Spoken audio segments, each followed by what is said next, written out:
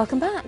Now, when the classical singer Katherine Jenkins was told she had landed a starring role in this year's Doctor Who Christmas special, she was sworn to secrecy and she couldn't even tell her own family. Well, now Katherine's allowed to talk about it. She's here this morning. We'll be having a preview of the episode in just a moment. Yeah. Before that, let's have a listen to Katherine's most recent single, which is out today. It's called Tell Me I'm Not Dreaming. It's a bit lonely, that video. What's going on there? What's the idea? We filmed that in a location house just off Tower Bridge. But it's the new single that's part of my repackaged version of the album Believe. Yeah, and tell us a little bit before we go on to Doctor Who. Sworn to secrecy, but for no longer, because you're going to talk about it. We'll talk about the album. That's the single, and you've got lots of sort of different tunes on there as well. You've got a theme from The Godfather on there. Yes. You've got Oh Holy Night and In the Bleak Midwinter. So yeah. you've got a couple of hymns on there. It's a special repackage for Christmas. It's called the Platinum Edition. So we've added a couple of new songs. That's one of them. Then there's a duet of Oh Holy Night with Michael Bolton, In the Bleak Midwinter, as you mentioned, and just several new songs, plus a documentary of the last year of Believe, so sort of DVD package. In the Bleak Midwinter gets me every time. Oh, it's my favourite Christmas carol, actually. Isn't it? Yeah, it's very haunting. I've got to have a sip of water. Are you right. okay? A tickle, that's all. Got it, yeah, it's very I had that dusty in yesterday here. when I was singing. Well, how do you cope? Well, I was doing the Terry Wogan radio concert show yesterday, yeah. and whilst I was singing right in the middle, now and again singers get it where you choke but you can't do anything about it, and it's the most horrible What did thing. you do? So I What a know nightmare. exactly how you feel. But as a singer, it's that much worse. I know, it's horrible. I got over it. I sort of managed to sing through it. I was going to say, can you sing through it? You can eventually, but had I been in a concert, I probably would have stopped and asked the audience if it would be okay to start again, but in a live radio broadcast, you can't really do that. I often wonder as well, when you're singing in the Millennium Stadium, for example, because you're the mascot for the Welsh rugby team, so you do get to sing the national anthem a lot. When you're in that kind of environment, you almost need to, well, do you have to force your voice because it's so noisy? Well, what I would tend to do in something like that was we wear in-ear monitors so that you can hear your voice and you can hear the music over the crowd, so that it sort of stops you over singing, because that can actually damage your voice. This isn't the Welsh national anthem, actually. This is the theme from The Godfather. This is, I have a DVD out. When I did my first arena tour back in March, we filmed this, and it's just been released on DVD, so this is part of that. Yeah.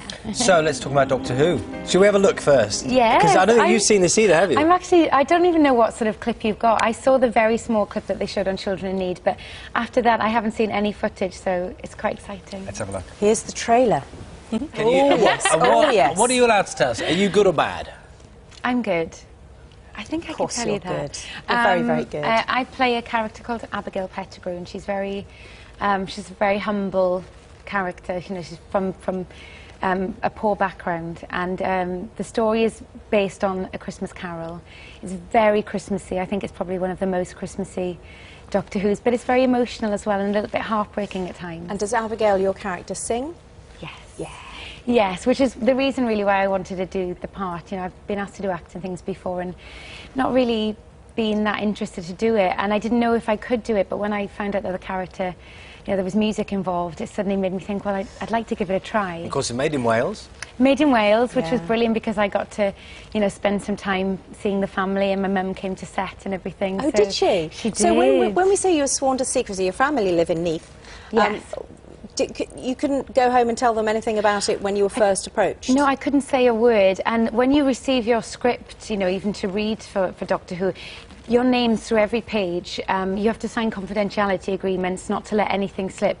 So I went for the audition and I got told that I had the part on my 30th birthday, and I still couldn't tell my mum until we started filming and the press announcement was made. No, yeah. you must I'm good have at keeping a dropped secret. couple I of hints. promise you I didn't.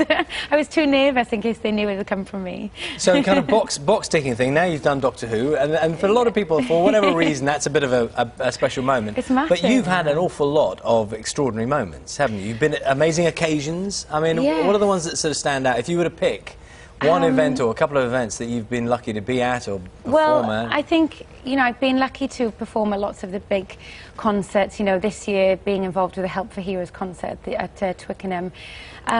But for me personally, one of my favourite moments has been singing for the troops. So, you know, going out to places like Iraq and Afghanistan. I'm going to Afghanistan at Christmas this year. Oh, yeah. And I always feel like it's a real privilege to be able to go out and sing to them. So it's How long do you stay there for? I'm going to be there a few days. Right. I think the trip, all in all, with travel is going to be about 3 or 4 days. Okay. How does it work with them? Do they get to ask for requests and stuff? Well, because it's a very basic show, you know, we go out and there's no glamour to it. You know, we sort of put on a show wherever we can possibly manage to put something on like that. So I go out and I've usually planned the show, but I make sure I eat with them and chat with them and, you know, and spend as much time as I can with the men and women out there. Oh, good for you. Well, thanks very much for coming in to talk to us Thank you about for it. having Good luck me. with your Christmas trip to Afghanistan. When are you flying out? I can't tell you for security reasons. Oh, but it's very, very close to Christmas. Okay, all right. I would look forward to the Doctor Who special. They'll love it. Thank you very much. Nice to see you here today. Thanks for having me. And the album is out now. Catherine's album, Believe, Yep. Platinum Edition, is out now. And her concert DVD. They're all in one thing, aren't they? So you see The other two material, things, yeah, behind-the-scenes stuff there's as well. behind-the-scenes stuff on the album. Yes. Okay, all right. Yes, so that's the DVD and the album, and then Doctor Who Christmas Special, A Christmas Carol, will be on BBC One at 6 o'clock on Christmas Day. Are you a sprout eater? Yes, love sprouts. Oh, there you go. Might be in trouble this year. We're talking about sprouts all morning. That's it for this morning. That's it. Tomorrow.